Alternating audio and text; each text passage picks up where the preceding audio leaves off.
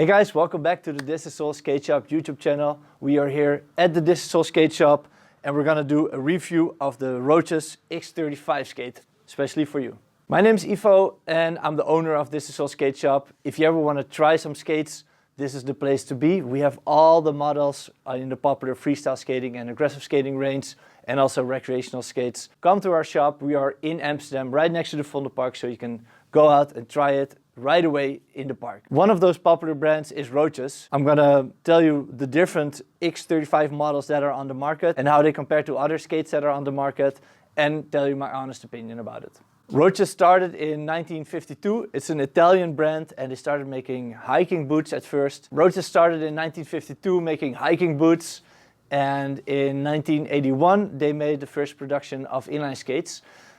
This was in collaboration with the rollerblade brand. So the first 10 years of the rollerblade brand's existence, it was actually produced by Roces in Italy.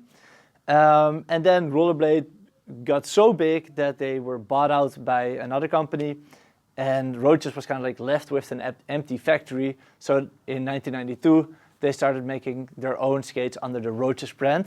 And this went really well. In the 90s, Roces had a big boom. They were really big, especially here in the Netherlands where we are. In the 2000s, they kind of like lost their market share. There were so many new brands coming up in the late 90s and in the early 2000s that the Roces, they lost a lot of their revenue. Also because the market in total went down, of course, but especially their share of the market decreased a lot. So they kind of like were searching a little bit. In the 90s, they had the popular like FCO and M12 type models, which is like their classic skate. But that skate was really out of fashion in the 2000s, so they made the Roces Metropolis as a first try at the freestyle skating market. So that was their first like hard boot style skate, which was not their classical old school mold. But the Roces Metropolis was an open mold, so that's a mold that also other companies can use. And in 2015, they made the X35. Back then it was called a little bit different. I think it's called like Vinny or Vidi or like some Italian sounding name. And in 2019 it came out like the same shell under the X35 name. At first, this skate had a 4x80mm frame. I think there was also 4x90 and a 4x84mm frame. And they were mainly black with some like colored accents. And I think it's a shame that they don't make those anymore, because when 2019 came, they totally transitioned to the three wheels. At first it was a black boot with a black frame and then these white lines for the wheels, and now later they came out with the gray frame with the black lines. Yeah, I don't think that those other 4x80 setups will come back. I'm not really sure what the future holds for this skate, because the release is pretty consistent, and I actually like that it's like a stable release. Since 2019 this was kind of like the same skate. They changed the color of the frame a little bit, but that's about it. Then they made one pro skate for Ilya Safosin. He's an aggressive skater, but of course he can also flow through a city unlike anybody else. So they made a pro skate for him. And the pro skate is, in my opinion, exactly the same, as far as I can see, as the non-pro skate. The only difference is kind of like the fabric. Here it's like this little like a carpet fabric, and here it's I don't know, more like a mesh material in the liner. But that's about it. Like just the wheels, everything about the design except for the color red is the same. I don't think Roces will do another pro skate of this, but they might. Like, it's just really unsure. Like I have just no idea what direction this boot will go in. I hope they'll make a 4x90 frame, but I don't think they will. In their new line in 2019, when this skate came out, it featured the TIF, the TIF frame, and that stands for the invisible frame. This is a frame where the lines of the wheels are actually drawn so that it kind of like looks as if there's no frame and the wheels are just floating. It's a fun idea. It was actually Richie Eisler's idea. He made like a post, I think 1 or 2 years before this frame came out, on his Instagram, where he did this with a frame of his own, and Roces copied it. But it does make it a little bit hard to replace your wheels, because you have to have exactly the right wheels, and these wheels are not the best. They're fine, they roll, but they're not the best wheels on the market. So probably somebody will want to replace those wheels, but then you don't have like the invisible frame anymore. So that makes it a little bit complicated. All right, that's a little bit of the history and also what I think is the future. The future's unclear of this skate. And now I'm gonna run through all the different parts on it and see like how everything works. In this video, I'll throw in some terms, of course, like 165 mount or like SBM3, or like some like terms that you might not recognize or might not know. If you don't know any of the terms that I'm using, check out our channel on YouTube, because we have a video about almost any of the topics, so you can dive into that and learn more on our channel. There's one skate that looks a lot like the X35, and it's the Roces Ego. If you compare these two side by side, it's hard to tell the difference just by looking at it. But let me run through the differences between the X35 and the Ego real quick as well, because probably a lot of people will want to know. Well, the price is, of course, the first difference that you'll notice, because this one is a lot cheaper. And then with the cheapness, there also comes in a little bit of an expectation that all the qualities are a little bit lesser. So if you just look at the liner feels a little bit cheaper. Just the material of the shell is a little bit lighter and weaker. The wheels are slower. And one main thing that's different is that the connection between the frame and the boot is weaker as well. So if I hold this skate under my elbow and start to wiggle on the frame, I can actually move the frame relative to the boot. So I can move it like this. And with a frame tall like this, yeah, you don't want that. If you have a tall frame, you want to have a really stable connection here, and this frame and this boot don't offer that. So the X35 is a little bit of the better quality version of the Ego. It's more solid, but especially in the 3-wheel category, I wouldn't go for it because it's too weak. So first thing you should know when you thinking about buying skates is learn a little bit about how the fit is. I think in general, the fit is pretty nice. Like, it's not too wide, not too narrow, not too high, not too low. So that's kind of good. I think if you have like an average foot, this skate will work perfectly for your foot. Then the skate comes in dual sizing without it being advertised as dual sizing. So for example, the size 41 and 42 are actually in the same plastic mold.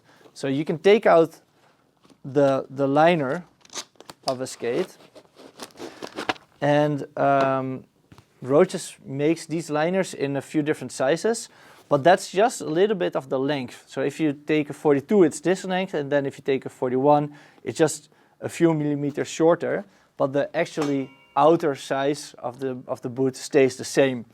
And if you skate a skate long enough, this will totally adjust to your foot anyway. So this is the true size. So that's why we would never purchase size 41 from Roces, because it's kind of like a lie, because it's not really 41, because the 41 will turn into a 42 later. We have an entire video about this. It's called the skate sizing lie. And that's why we advertise this one as a dual sizing. So we bundle the size 41 and 42 together on our website, because that's how the true sizing works. There's the 43 to 45 is bundled. So that's 3 European sizes, but keep in mind that's only 2 US sizing, 10 to 11. So for Americans, it would be very obvious to bundle the 10 and 11, but for us it's like, why is there 3 sizes? And there's a 46, 47, but there's also a 48 and 49, which is a really big, big shell for people with big feet. And you think maybe that's great because there's not so many 49s on the market. But if you are a 49 and watching this video, I would not recommend getting this skate. But the frame doesn't grow with the foot size. So this frame is really short, okay? And that's fine if you have size 40. If you have size 45, for me, it's actually, in my opinion, way too short already. But if you have size 49 and you have like a 243 millimeter long frame, you're gonna be super unstable. You wanna have like a long frame so that you cannot fall, kind of like a ski. Okay, let me tell you some more about the frame right now. I already told you about the invisible frame with the lines, so that's one thing. It's a cool feature, but it makes it harder to replace the wheels. And if you look at the frame, it's really thick. So I don't know why they made it this thick, because if you look at, for example, an endless frame, it's a lot thinner. You see that? But it still doesn't feel so heavy. I don't have a scale here ready, but it doesn't feel heavy. So I don't know exactly. It's just standard aluminum, I think. And there's one really particular thing about this frame, which I've never ever seen before, ever. And that's that the top of the frame is a little bit in an arc, like that. I don't think that's a bad feature. I think if you put this frame on any other boot, it just increases the stability a little bit. So it's actually super smart. But the reason why they did that is because the bottom of the boot is not flat. You see that? So this here is also a little bit in an arc. I don't know if you can tell. Yeah? Okay, cool. Also here in the back, it's the same thing. So if I put a normal frame, like an endless frame, on it, you can never get it to be stable because of this curve. So changing the frame on this boot is possible, yet it's impossible because there's no other aftermarket frame that has this same curve or arc in it that would be able to fit. So you could technically put any frame on it because this is like a standard mount. It's the 165 millimeter mount, but none of these frames will have a good experience because they will all be too loose. A cool thing about the boot is that they even have like extra holes. So you can put on an 180 mount or an 195 millimeter mount frame as well. But there's none with this arc. So these two extra holes are totally pointless as well. Then let's talk about the connection between the frame and the boots some more, because normally a big divider between quality is if there's a metal plate molded in the boot itself. And that's not the case for this one. So you see just like a regular square T-nut here. You see that? The boots with the best mounting quality, where the frame sticks on and is really solid attached, they have like a complete metal plate here. This boot does not have that, so that's one other reason why it's not good to put another frame on it. But also with the stock frame, because it doesn't have the metal plate, it's a little bit loose. You can still move it a little bit. Not a lot, so not like, for example, with this one, it's like really loose. I can even do it just with my hands. I can move it like a millimeter. With this one, you have to really put in some force, and then you can kind of like move it a little bit because it doesn't have a metal plate. There is a brake that can be attached to the frame, and it's attached in the box. So if you buy this skate and you want to have a brake, it's included. A part of this 165 millimeter mount is that the front is lower than the back. All 165 millimeter mounted boots and frames have that system.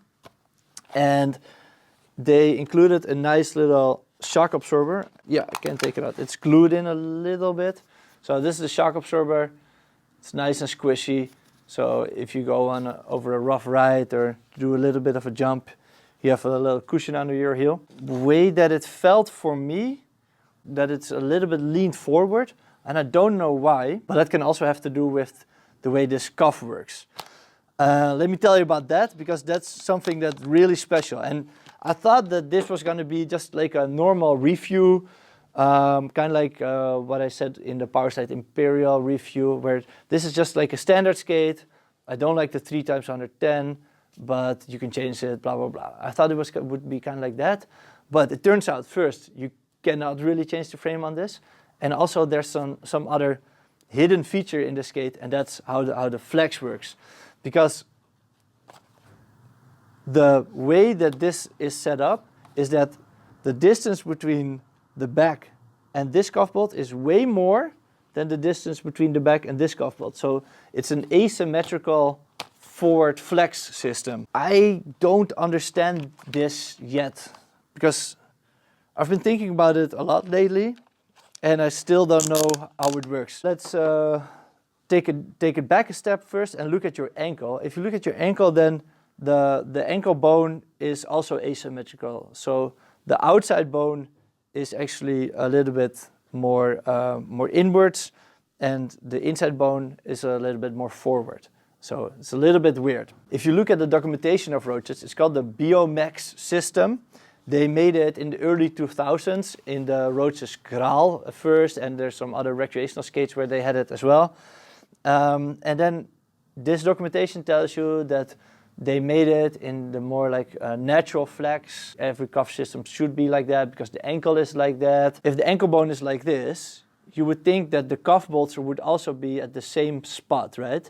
But if you look at how they place the cuff, it's actually the opposite. So the documentation says it should be the same and it should be the natural flex, but in reality, it's kind of like forces you to flex the other way.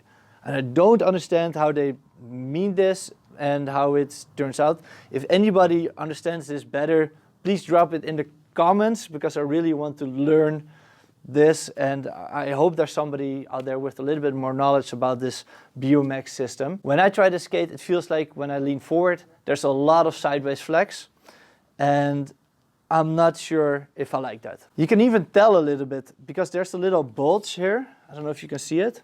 So this is the bulge of the ankle bone, right? You see that? And then the cuff bolt is like 4 or 3 centimeters more forward than the place where the shell indicates that the ankle bone should be. And it's the same on the inside. So the ankle bone is here and then the cuff bolt is there.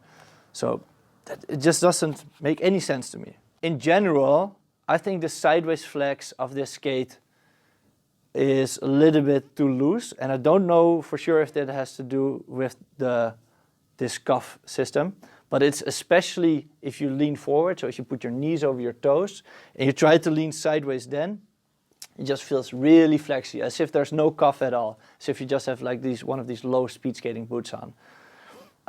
Then the forward flex itself just feels normal. Like if I would put on this skate and nobody would have told me that it has like an asymmetrical cuff system, I wouldn't have noticed. Let's talk some more about this cuff. Because it's so weird with this BioMax system, there's also no other aftermarket cuff that will fit on it. So it's not like you can put on like a power slide cuff or any other. And also, as far as I know, we cannot get these cuffs from Roces. So if you ever break a cuff, you cannot replace it or you cannot put on another color. Well, we also never had a warranty case for a cuff breaking of this skate, so I wouldn't worry about that. And also black is of course the most pretty color for a cuff anyway. So no problem there. It is replaceable though, so you can unscrew it. But I don't really understand that, because if you're not gonna offer like replacement aftermarket cuffs for it, why make it so that you can unscrew it? So because most other Roces skate have a riveted cuff bolt. So it's kind of like a weird choice that they made this one bolted on. I cannot tighten this cuff so well, and I don't really understand so good how why that is. Maybe it's because of the liner is so thick that you cannot really squeeze it that easily.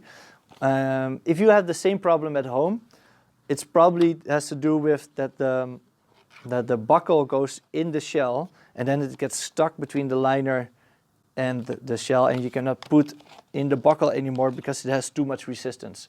So one solution, I also already tried that myself, is just to put it outside, but then I still couldn't tighten the cuff as hard as I wanted it to be. If this is your own skate and you can do with it what you want, I recommend you to cut off the buckle in the length that works best for you, so that you don't have this resistance problem. The buckle is bolted on with rivets, so you cannot replace it, unfortunately. If you want to have another buckle on this skate, then you can. We have like a customizer tool on our website, and if you buy the skate online, you can just add like a special service product to your shopping cart, which would be then to remove the rivets and to put in buckles instead. So we offer that as a service. Of course, in our store here in Amsterdam, we also can do that for you. But I think this is actually a really nice buckle, so I wouldn't even recommend to replace it. The cool thing about it is that it has a really big leverage. You see that? That's pretty long for a buckle. That means that it closes pretty easily. Yeah, it's some type of plastic, but still feels pretty strong, pretty solid. There's a good buckle protector here. So that's it for the top buckle. And then the ankle buckle here, it's pretty solid. There's a leverage here to crank it up, and then there's a release button. The release button works really nice. Most of the times the release button here is in the middle for a lot of skates, but then it's like just this small little button that it's hard to press, and this one is nice and thick. So that's a nice feature of this ankle buckle, that it has a nice and thick release button. What will happen if you have this skate is that you're going to tighten it, and then tighten it, and then tighten it some more, and then it will say clack, and it will not tighten anymore, and you'll destroy it. So every time you do that you push it kind of like too far, you'll take down the lifetime of this ankle buckle, and you'll need to replace it, which is hard, because also this one is bolted on, which is hard because also this one is riveted on, just like the top buckle. So it's really funny to see that they put rivets on the buckles, which you actually want to replace after some time, and then they put on a cuff, which you cannot replace, and then they have a bolt there instead. There are ways, of course, to take out this rivet. We have a video on our YouTube channel to learn more about that. My advice, of course, is to take out the ankle buckle anyway, because I don't really like the looks of it. And we have a special lacing technique described in our YouTube shorts, so check that out. And if you use that lacing technique, you can tighten the boot really tight just by using the laces. Next topic is the liner. It's a really squishy and thick liner that makes it a little bit, it makes it comfortable, but it also makes it that it gives a lot. So that flex that we talked about, that sideways flex that was so extreme, is of course probably because of the cuff system, also because of frame mounting, but it could also be impartial because there's so much leadway in this liner. You can of course upgrade the liner to a more stiffer one. Probably you'll be able to close the skate then also better. But it is comfortable. That's nice. There's no neoprene toe. And there's this hole here in the bottom, which is for ventilation. See that? And then there's also a hole here, which is for ventilation. Maybe that's me, but I don't have stinky feet that much, or maybe if I do have them, I'm just a little bit ignorant for it. I just don't care. What I care about more is that my feet don't get wet. And having holes in the bottom of your skate makes it so that water actually comes in. And I skate all year round, also when there's a little bit wet outside and just dirt and everything. It will come in your skate, and I don't like that. So if this would be my skate, I would actually close the hole on the front so that my toes don't get wet. It's a funny design feature. Like, what are you choosing? Ventilation or like not getting wet? I would know what I would choose. We have had a couple of warranties for this handle. Also, actually in the store, when some customer tried on the skate, people always pull on this, and one customer actually broke the handle in the store. So be aware, this little thingy is officially to carry the skate with you, and it's not to pull really hard on it to put it on, because you will break it. Next topic is the wheels and the bearings. The wheels, they roll, they're fine. They're not the best quality. One of the best quality is the higher quality undercover or matter wheels, or the rollerblade hydrogen wheels. They're always really good. You can upgrade the wheels, of course. Then you don't have the TIF system anymore, but you can also just scratch this off, I think. This is sticker, and if you have some acetone or nail polish remover, you can just take off this sticker, and then you have a nice gray frame instead without the black lines on it. The bearings are metal bearings. They're just fine. If you pick a skate, don't pick the skate by the bearings, because you'll go through the bearings anyway. Like, you'll replace bearings every couple of months. So I wouldn't worry about that too much. Other ways you can upgrade the skate is by putting an intuition liner, which is a lot harder and will give you more control over the boot.